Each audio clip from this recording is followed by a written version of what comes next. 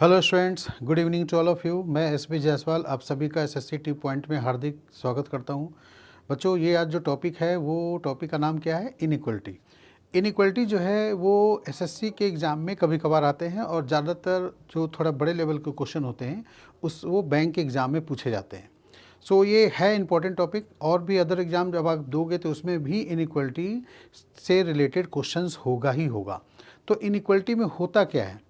Inequality का मतलब भी होता है कि इसमें जो साइन होती है वो आपको क्या मिलेगा। तो इसमें साइन आपको मिलेगा लेस देन, है ना, greater than, less than equal to, greater than equal to, है ना, फिर इसके बाद इक्वल टू, और किसी किसी में नॉट इक्वल टू भी इक्वेशन होते हैं। ठीक है, ये किसी भी दो लेटर के बीच में ये साइन रहेगा। आपका एक इक्वेशन चेन बना के दिया रहेगा 5-6 लेटर के बीच में, और उसमें आपको रिलेशन पूछा जाएगा कि क्या होगा। तो इसमें स्टेटमेंट बना के देते हैं, फिर उसके बाद कॉन्क्लूजन आपसे दिया रहेगा, उसमें पता करना पड़ेगा कौन से कॉन्क्लूजन जो है वो ट्रू है। ठीक है, तो अगर मैं बोलूँ ए लेस देन है बी से, ठीक है, और बी लेस देन है सी से, तो आप ये देखो ए और बी तो डायरेक्ट अटैच है, तो डायरेक्ट रिलेशन है। ए और सी में रिलेशन आपसे पूछा जाएगा, और इसी तरह डी ई एफ भी दे सकता है, और भी सारे रिलेशन रह सकते हैं। तो उस केस में कैसे करेंगे? तो देखिए, आपका A less than B, B less than C है, तो ये आप समझ लो, मान लो कि ये स्टेटमेंट है। फिर इसके बाद आपसे कॉन्क्लूजन पूछेगा, क्या ए लेस देन सी होगा? तो बिल्कुल होगा, ये करेक्ट होगा। ठीक है, अगर मैं यहाँ पर एक ऐसे बना दूँ, है ना सॉरी ए बी से लेस देन है और बी सी से लेस देन एंड इक्वल है, तब भी आंसर हमारा यही होगा। ठीक है, ए इज लेस देन टू सी। ठीक है, फिर इसके बाद अगर मैं यहाँ भी लगा दूँ, ठीक है, और यहाँ से ये हटा दूँ, तब भी आंसर क्या होगा? यही होगा जो मैंने लिखा है। लेकिन अगर दोनों जगह रहे less than and equal to, तो आंसर भी हमारे ऐसे ही बनेंगे, A is less than and equal to C. हो सकता है ये दोनों अलग अलग कॉन्क्लूजन में रहे, एक में आपको लिख दे ए इज लेस देन सी और दूसरा दे दे ए इज इक्वल टू सी। तो इस कंडीशन में इधर और पे आंसर लेना पड़ेगा, है ना, इधर 1 या 2 ऐसे करके अलग अलग देंगे, तो इधर और लेके बनाना चाहिए। ठीक है, अगर किसी क्वेश्चन में यहाँ पर आपका जैसे a is less then b है but b is greater than c दे दे, तो इसका मतलब है a और c के बीच में नो रिलेशन होगा। कोई भी रिलेशन जो है यहाँ पर कंफर्म नहीं हो पाएंगे। क्यों? क्योंकि a b से लेस देन है। मान लिया अगर मैं वैल्यू समझने के लिए वैल्यू पुट करूँ, 10 रखा, और b इससे बड़ा है तो 15 रखा। अब c जो है b c से बड़ा है, ठीक है, b a से भी बड़ा है और c से भी बड़ा है, तो c की कितनी वैल्यू हो सकती है? हो सकता है ये 12 हो सकता है 10 हो सकता है 5 हो, क्योंकि जो भी वैल्यू रखेंगे उसके इसमें b तो बड़ा ही होगा ना। तो अब देखो a का वैल्यू 10 है तो c का 10 भी हो सकता है, तो इक्वल भी हो गए। और 12 के केस में a लेस देन है और 5 के केस में a c से ग्रेटर देन हो गया। तो इसका मतलब ये हुआ कि ये यहाँ पर 3 रिलेशन बन रहे हैं। a is less than c भी हो सकता है, a is greater than c भी हो सकता है, a is equal to c भी हो सकता है। तो इसलिए यहाँ पर जो है वो आंसर कन्फर्म नहीं आ पाएगा। तो ये सब आंसर रहेंगे, तो इधर और में लेना चाहिए। तो आपको ऑप्शंस अगर देंगे, सपोज डैट दे दिया आपको a is less than and equal to c, और फिर एक ऑप्शन दे दिया a is greater than C, sorry greater than C, ठीक है। एक केस में बोल दिया क्या, a is less than and equal to C, और दूसरे केस में a is greater than b। तो ये दोनों ही आप इधर और में लेकर के बनाओगे। क्लियर हुआ? ये दोनों क्या करोगे? आइदर में, या तो ये सही या तो इसे। हो सकता है आपको ऑप्शन ऐसा दे दे, a is greater than and equal to C और a is less than C, तो भी ये इधर और में चला जाएगा, है ना। आपका इधर फर्स्ट और सेकंड ऐसे करके बनाना होगा। ठीक है, तो बात समझ में आ गई।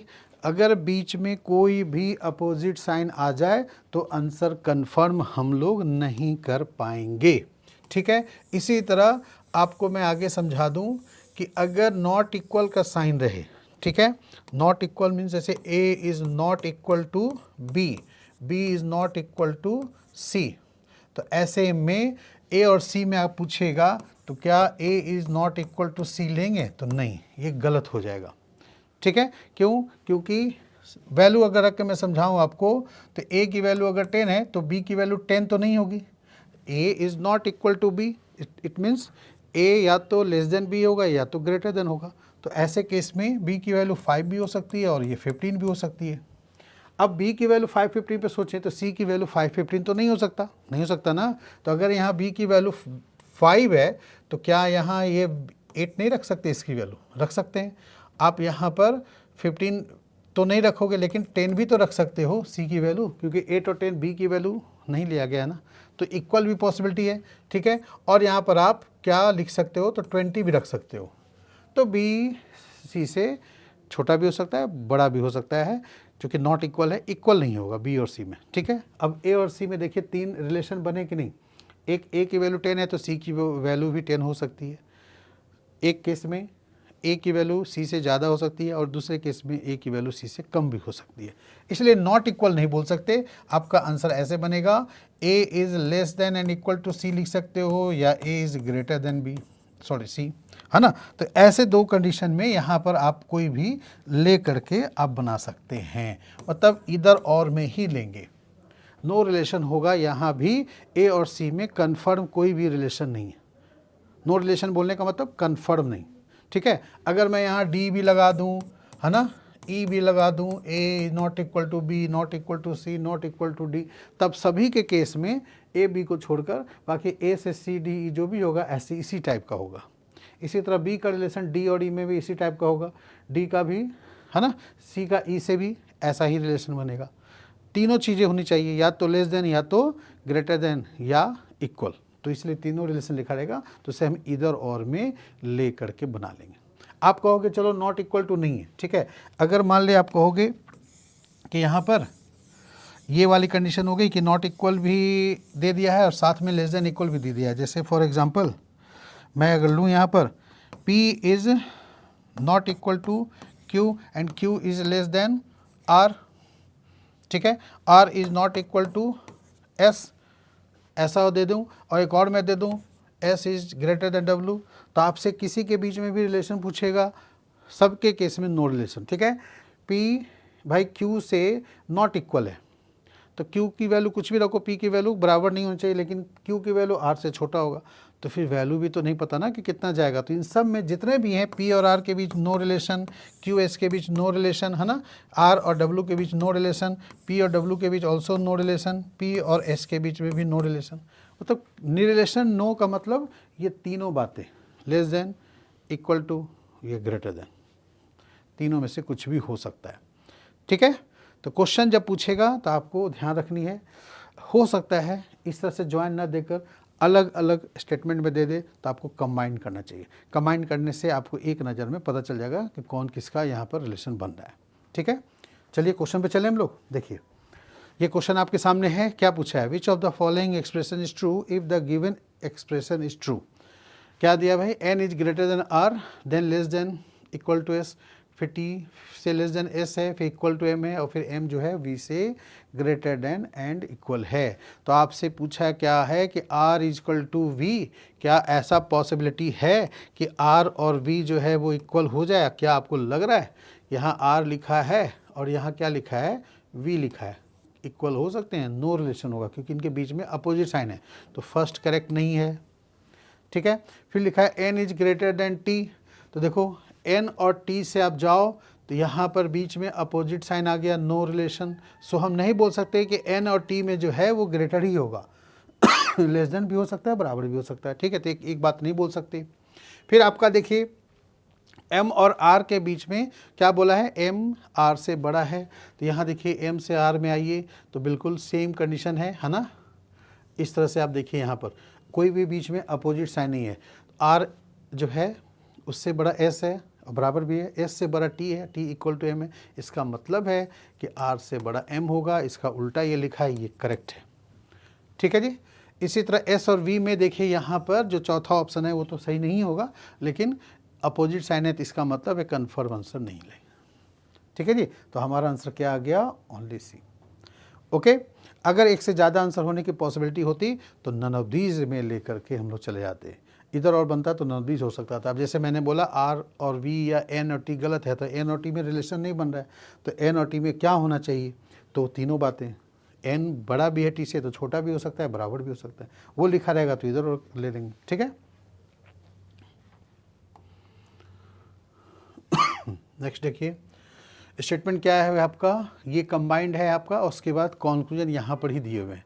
ठीक है, एक कॉन्क्लूजन एफ और डी के बारे में है कि एफ लेस देन डी है, और दूसरा कॉन्क्लूजन क्या है, एफ ग्रेटर देन जी। ठीक है, तो आप बी ग्रेटर देन जी। ठीक है, तो एफ और डी में रिलेशन आप ढूंढो, तो देखो एफ यहाँ पर है और डी यहाँ पर है, और उसके बाद एक जैसा साइन है, मीन्स ये आपका करेक्ट होगा, F is less then D होगा। ठीक, आपको वैल्यू मान करके देखने की जरूरत नहीं है। दूसरा तरीका एक और है कि मान लो ये गेट आपका, ये क्या है, ओपन पार्ट है। ठीक है, और ये वाला पार्ट क्या है भाई, क्लोज्ड है। तो ये भी बोल सकते हैं इधर से एंट्री करेंगे तो ओपन गेट मिला हुआ है ना, आराम से पास हो जाएगा, तो इसका मतलब सही है। ठीक, इसी तरह बी और जी में रिलेशन हमें निकालनी है, तो आप देखिए यहाँ पर बी से जी में आइए, जो साइन है यहाँ पर जी तक अपोजिट हो गया, नो रिलेशन है ना, अपोजिट साइन आ गया ना। अब मैं कहूँ कि मैं यहाँ से एंट्री करता हूँ, एंट्री किया, ऐसे घुसा, ठीक है, एंट्री होती है, यहाँ जा दरवाज़ा क्लोज हो गया, तो जी के पास नहीं पहुँच पाएंगे। ठीक है, तो इसका मतलब है कि सेकंड 100% ट्रू नहीं, मतलब वो दूसरा तरीका से बता दिया। ठीक है, इधर से एंट्री करेंगे, इधर निकल जाएंगे, लेकिन इधर से तो एंट्री नहीं कर सकते ना।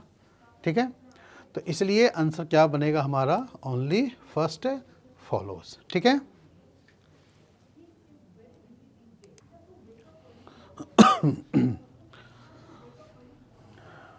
ठीक है, तो आगे बढ़े हम लोग। नेक्स्ट क्वेश्चन देखिए, आपके स्टेटमेंट इधर है, कॉन्क्लूजन दिस साइड है, और कॉन्क्लूजन ओ और यू के बीच में है, ओ और यू इक्वल दिखा रहा है, और दूसरे केस में यू जो है वो ग्रेटर देन है ओ से। तो क्या लगता है यहाँ पर रिलेशन क्या बनेगा, ओ यहाँ पर है और यू यहाँ पर है, तो यहाँ पर देखिए एक जैसा साइन है, बिल्कुल कोई अपोजिट साइन तो नहीं आ रहा है, तो रिलेशन तो बनना ही चाहिए। तो रिलेशन कैसा बनेगा, तो आप यू के जगह शिफ्ट करें, तो देखिए ओ और जी के में आपका क्या हो रहा है, तो ओ से यू के बीच में less than and equal to का साइन होगा। इसका मतलब ये हुआ कि ओ जो है यू से छोटा भी है और बराबर भी है, तो इस केस में यानी यू बड़ा है ओ से और बराबर भी है, तो यहाँ दोनों बातें बोल रही है ना, ये भी बोल रहा है और ये भी बोल रहा है। इसका मतलब है कि हमें इसे क्या लेना चाहिए, इधर और में लेकर बनाना चाहिए। तो हमारा आंसर कौन सा हुआ, थर्ड ऑप्शन। ठीक है, यहाँ पर ओ से यू में आप जाओगे तो ओ से बड़ा जी है, बराबर भी है, जी से बड़ा के है और बराबर भी है, और के की जगह यू शिफ्ट कर दें तो फिर क्योंकि के और यू इक्वल है तो फिर वही रिलेशन हो गया ना, ओ से यू जो है बड़ा भी होगा बराबर भी होगा, दोनों बातें हो जाएंगी। ठीक है जी, चलिए अगला देखिए, स्टेटमेंट्स क्या है, एन टी जी ये सब रिलेशन इसमें दिया है, आपको मेन ये देखना है, डब्ल्यू जे के बारे में पूछा है और यू और एन के बारे में यहाँ रिलेशन बनानी है। तो डब्ल्यू और जे, देखो डब्ल्यू कहाँ है, यहाँ है, जे इधर है। ठीक है, एक जैसा साइन है भी, बीच में कोई अपोजिट साइन नहीं है, इससे क्लियर हो रहा है कि जे जो है ग्रेटर देन डब्ल्यू है, तो यहाँ लिखा ही है डब्ल्यू लेस देन जे, मतलब ये ठीक है, फर्स्ट सही है बिल्कुल। यू और एन के बीच देखो तो यू यहाँ पर है और एन यहाँ पर है, एक जैसा साइन है बिल्कुल, कोई भी बीच में अपोजिट साइन नहीं मिल रहा है। इट मीन्स एन टी से छोटा है, टी जी से छोटा है, तो भाई एन जी से भी छोटा होगा और जे से भी छोटा होगा, जे यू बराबर ही है, यानी एन जो होगा वो लेस देन है। तो ये दोनों ही सही हैं, इसका आंसर बोथ में होगा। ठीक है, बोथ 1 और 2, तो यहाँ पर लिखा हुआ है ई पार्ट, बोथ कॉन्क्लूजन्स फॉलो। ठीक है, जो 1 और 2 दोनों हैं वो बिल्कुल ही 100% ट्रू होंगे। ओके,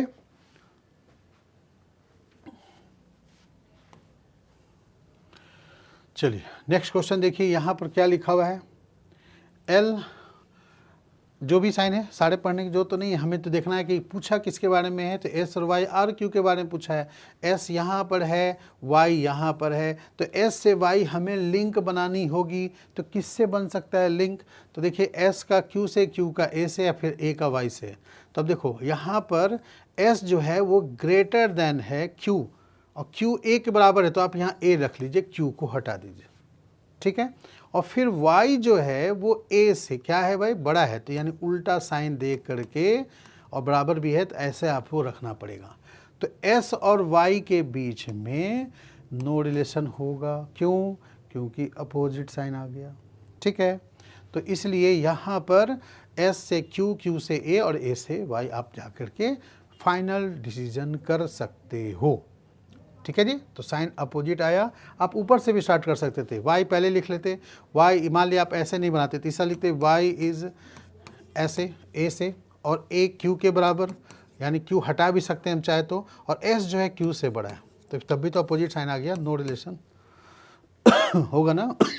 ओके, नाउ r और q के बीच में रिलेशन देखिए कैसे जाएंगे, तो r का a से और q का a तो बराबर ही है, तो इसका मतलब है कि q a बराबर है, तो यहाँ हटा के आप q लिख लीजिए, तो r बड़ा है q से, यहाँ भी बोल रहा है r बड़ा है q से, बिल्कुल सही हो गया, ठीक है। तो इस केस में ओनली सेकंड फॉलोज हो जाएंगे, है ना, ओनली सेकंड फॉलोज, यहाँ पर आंसर बन जाएगा, हो जाएगा, ठीक है जी। ओके, चलिए नेक्स्ट क्वेश्चन करें।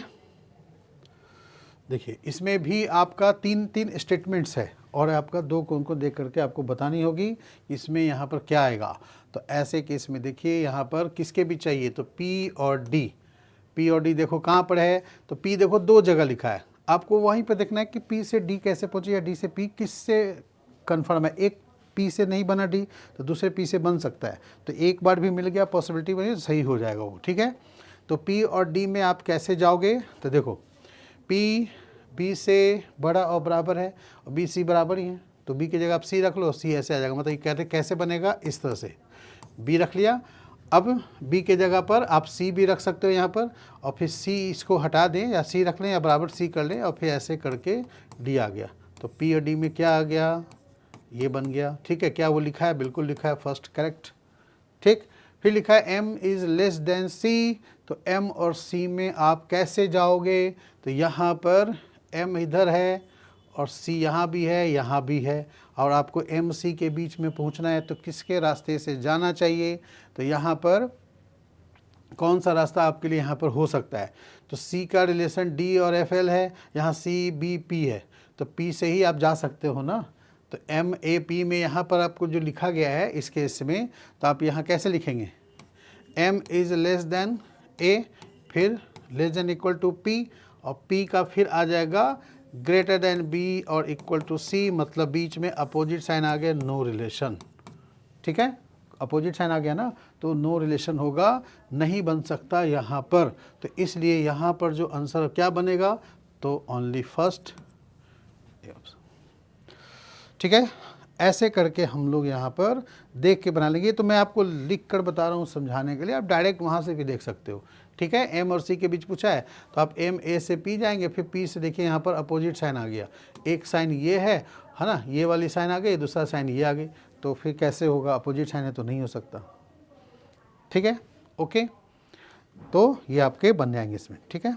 अब देखिए इस टाइप के क्वेश्चन को हम लोग कैसे सॉल्व करेंगे यहाँ पर, ठीक है। क्वेश्चन में क्या बोल रहा है, यहाँ आपके जो स्टेटमेंट है वो देखो, आप यहाँ पर ये स्टेटमेंट है, ये स्टेटमेंट है, फिर ये है और फिर ये है, और आपको यहाँ पर A और F के बीच में और T और D के बीच में B और Y के बारे में यहाँ पर रिलेशन आपको देख करके बनानी होती है, ठीक है। तो आप देखिए यहाँ पर फर्स्ट में क्या बोला है, तो फर्स्ट में बोला है A और F के बीच में रिलेशन, तो A कहाँ पर है, ठीक है।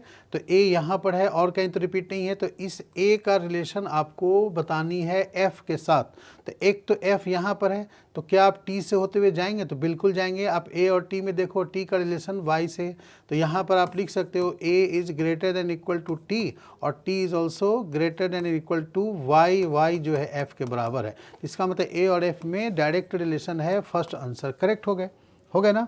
अब T और D के बारे में बोला है भाई, तो D का रिलेशन यहाँ पर देखिए F से दिया हुआ है, मैंने F यहाँ ऑलरेडी लिखा हुआ है। अब F जो है वो बड़ा और बराबर होगा किससे, D से, तो यहाँ पर T और D में जो रिलेशन बनेगा वो ग्रेटर देन और इक्वल टू का होगा, तो यहाँ पर सिर्फ ग्रेटर देन लिखा है, इसलिए ये गलत है, इसमें इक्वल भी साइन होना चाहिए था, तब सही होता, ठीक है। फिर इसके बाद जो है आपका नेक्स्ट थर्ड B और Y के बारे में बोला हुआ है, तो Y तो यहाँ पर आप बना चुके हो, अब यहाँ Y से आप B कैसे जाओगे, तो A के थ्रू, क्योंकि B और A में लिंक है, तो B is greater then A हो गया। फिर यहाँ पर ऐसे रिलेशन B से Y तक में कोई भी अपोजिट साइन नहीं है, इसका मतलब है कि आप आंसर कन्फर्म निकाल सकते हैं। तो B और Y में यहाँ पर क्या है, तो ग्रेटर देन का साइन है, तो यानी थर्ड जो है वो आपका सही होगा, ठीक है। तो यहाँ पर आंसर क्या होना चाहिए, तो फर्स्ट और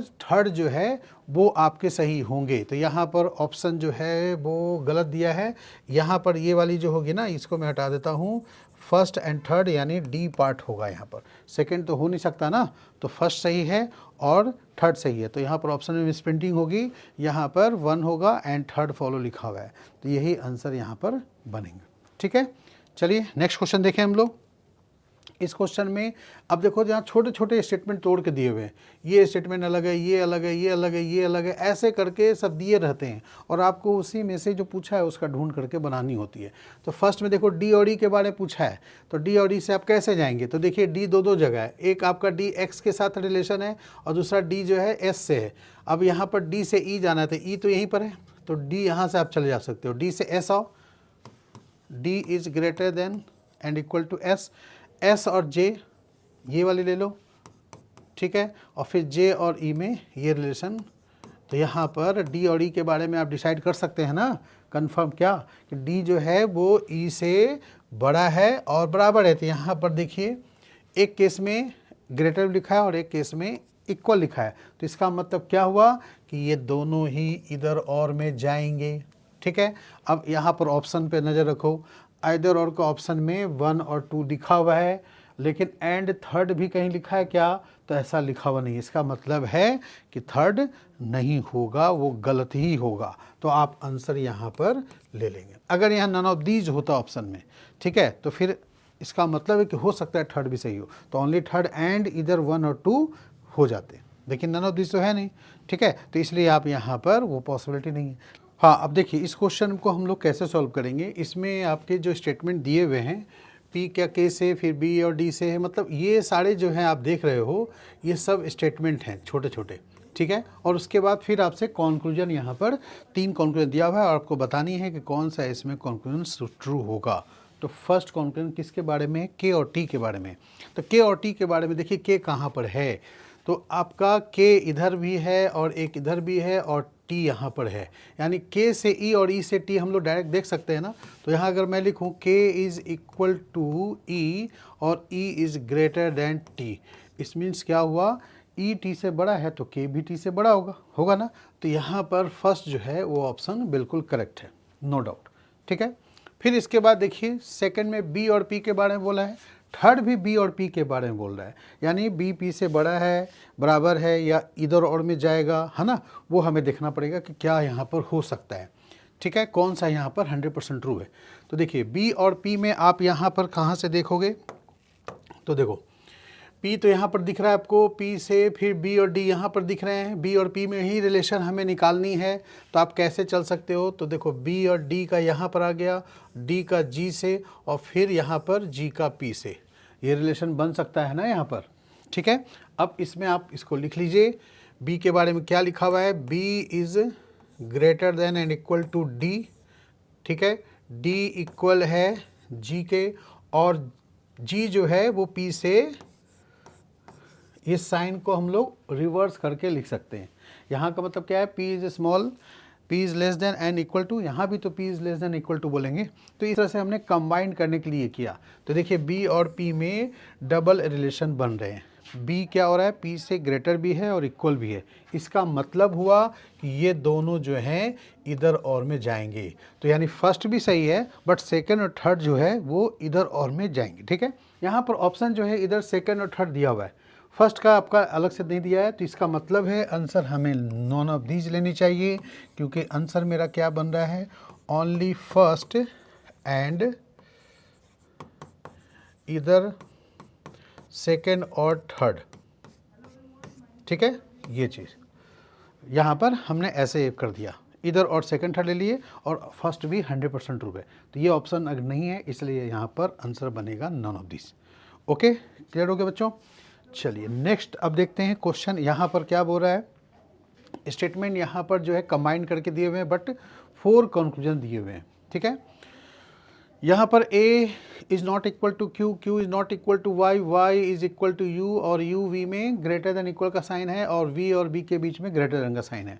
ठीक है, तो मैंने आपको पहले भी इसका बेसिक चीज़ बताया था, इज़ नॉट इक्वल टू में अगर A Q के सॉरी नॉट इक्वल है तो इसका मतलब इसके बाद जो भी रहेंगे वो सारे जो हैं वो नो रिलेशन में ही आएंगे। और नो रिलेशन का मतलब 3 टाइप का relation, greater than, equal to और लेस देन भी पॉसिबल है यहाँ पर, ठीक है।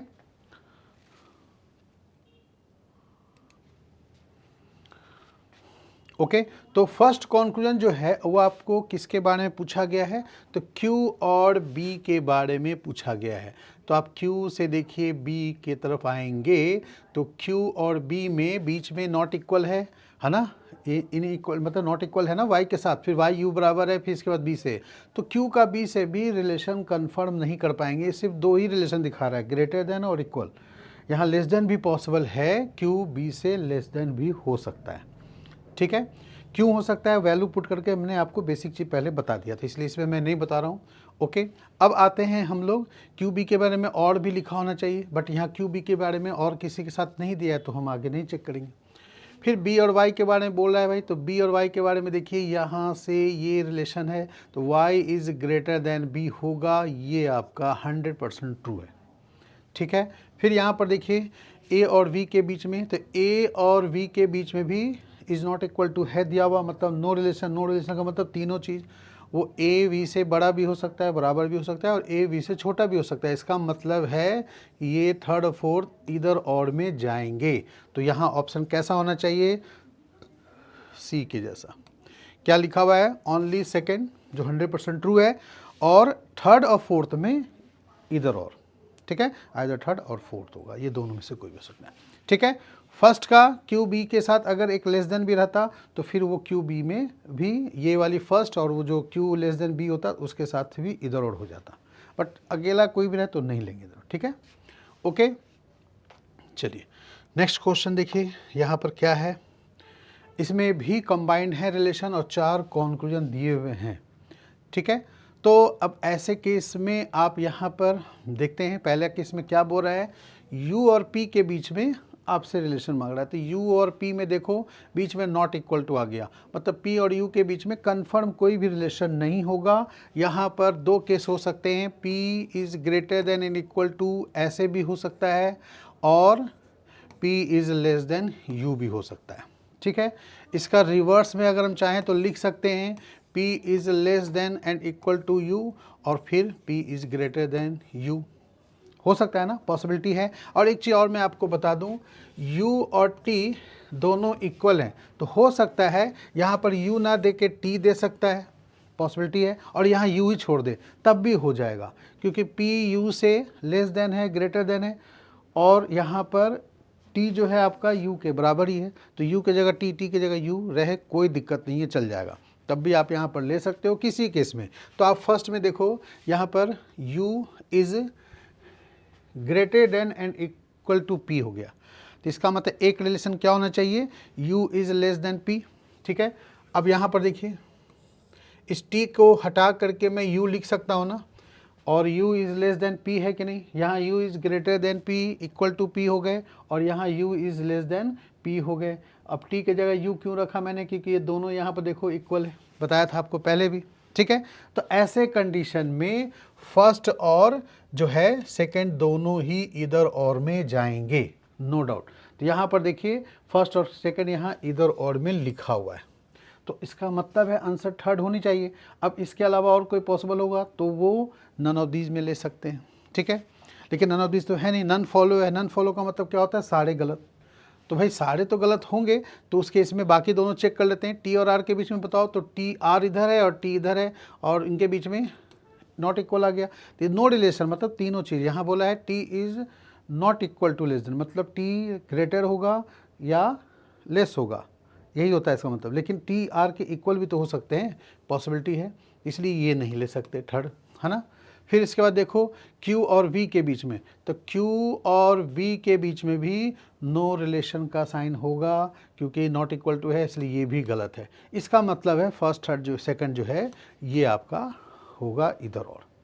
तो मैं ये बोला था कि नन ऑफ दीज ऑप्शन में नहीं है, तो इसका मतलब है कि फर्स्ट और सेकंड इधर और होगा, तो यही ऑप्शन होगा, क्योंकि अब बाकी ऑप्शन नहीं है जो लेने लायक। अगर मान लिया सपोज दैट थर्ड भी सही हो जाता या फोर्थ सही हो जाते, तो फिर ऑप्शन कैसा होना चाहिए था, ओनली फोर्थ एंड इधर फर्स्ट और सेकंड।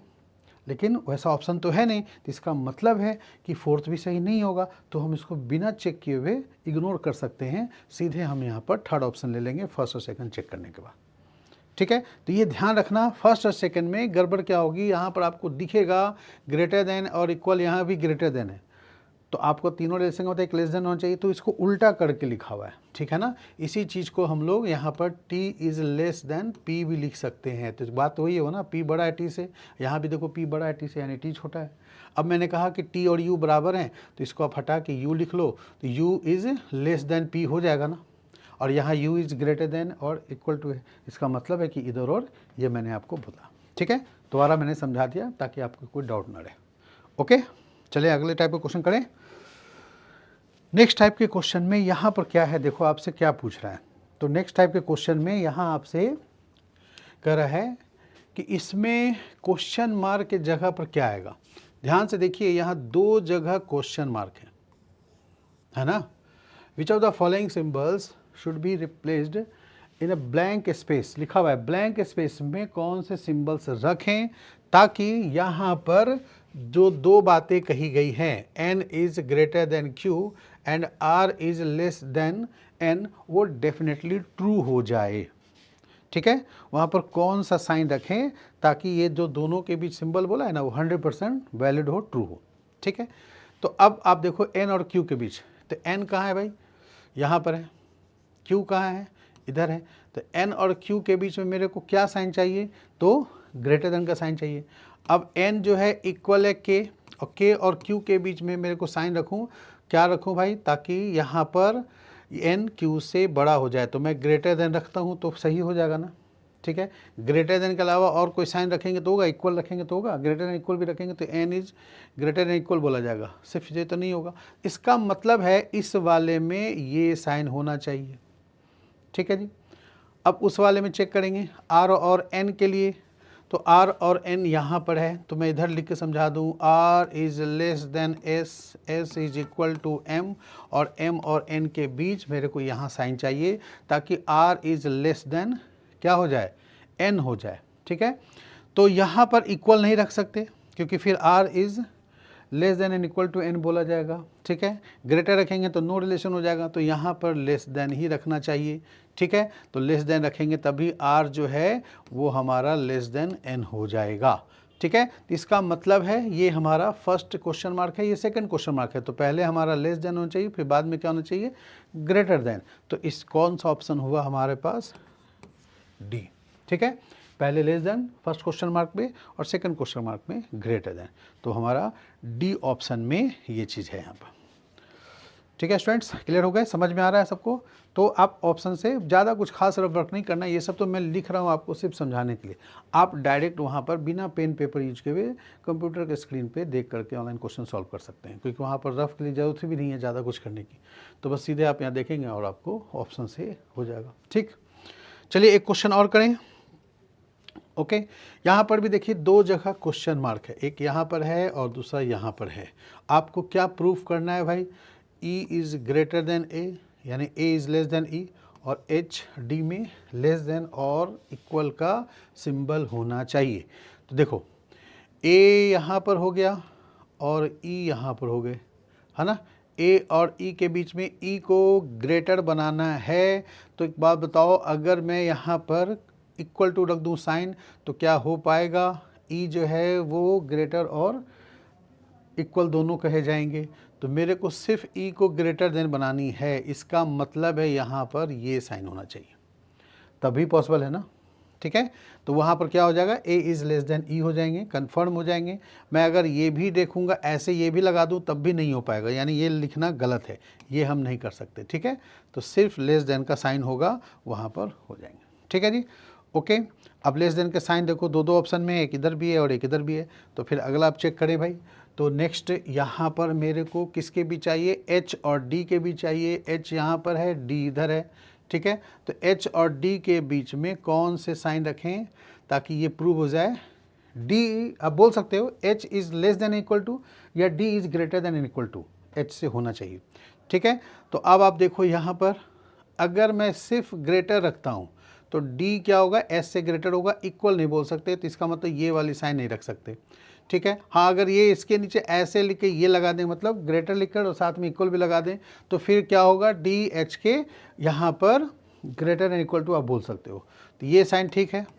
मैं केवल इक्वल भी लिखता हूँ यहाँ पर, तब भी डी जो है वो ई के बराबर हो जाएगा, ई एफ के बराबर हो जाएगा, तो डी एफ के बराबर है, तो एफ यहाँ पर ग्रेटर देन और इक्वल टू एच है, तो डी भी हो जाएगा greater than equal to H.